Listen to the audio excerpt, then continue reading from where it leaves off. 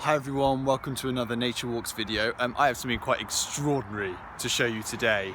So I was just walking along this bit of bridge here and I was just having a look at these plants because a few days ago there was a big group of mullein moth caterpillars that were feasting on these plants, and so I kind of wanted to come back and show you.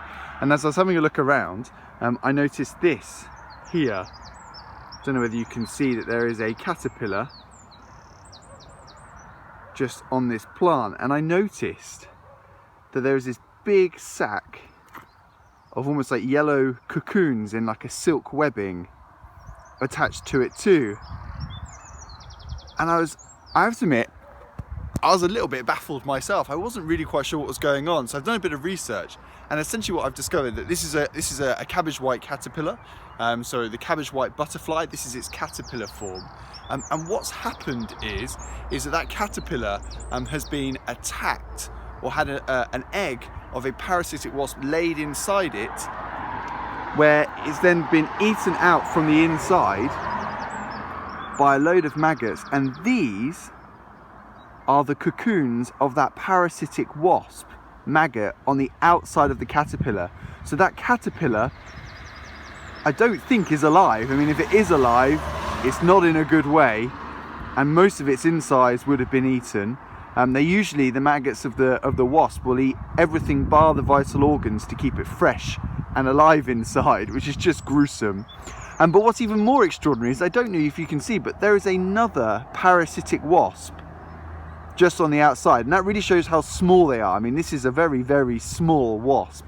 Most of our wasps are very, very small. They're not those big communal ones that we tend to think of, that we see as a bit of a pest in our gardens, in our houses, although they are incredibly important in the life cycle of a garden. Good ecology of a garden has wasps because they do an amazing thing of controlling pests, and that's essentially what these parasitic wasps do too. Up to sort of 70% of caterpillars can fall victim to parasitic wasps laying their eggs in. So how does it work? Well, essentially what happens is the caterpillar attacks the plant, and the plant releases a chemical to say, I'm being attacked, and that attracts these parasitic wasps to come in, to know that there are available caterpillar hosts that they can lay their eggs in.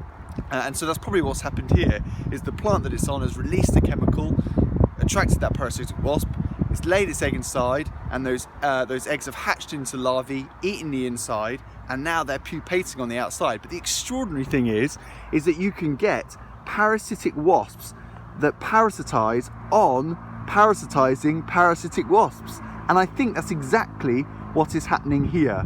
I think this parasitic wasp that you see at the top isn't the same species as the one that's parasitized the caterpillar. I think it's laying its eggs inside the growing cocoons of this other parasitic wasp, which is just extraordinary.